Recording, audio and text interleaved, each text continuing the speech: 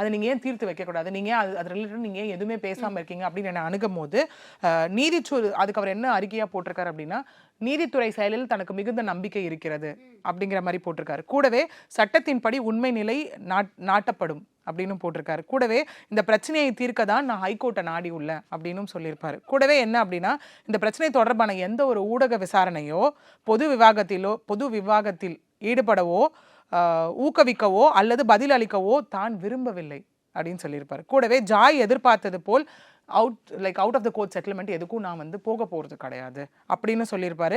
தனக்கு ஆதரவு தெரிவித்த அனைவருக்கும் நன்றின்னு ஒரு அறிக்கை போட்டிருப்பார். இவங்க சும்மா இருப்பாங்களா? சும்மாவே போஸ்ட் போடுவாங்க. இவங்க இமீடியட்டாக அதுக்கு என்ன பதில் அறிக்கை கொடுத்துருந்தாங்க அப்படின்னா, ஹலோ ஹஸ்பண்ட் அப்படின்னு முதல்ல போட்டிருப்பாங்க. ஹலோ ஹஸ்பண்ட், முதல்ல போலீஸ் விசாரணைக்கு வாங்க. ஓகே, சட்டம் தன் கடமையை செய்யும், தானும் சட்டப்படியே சண்டையிடுவதாகவும் நீதிமன்றத்திற்கு வெளியே பிரச்சனையை தீர்க்கும் செயலில் ஈடுபடவில்லை என குறிப்பிட்டிருந்தார்.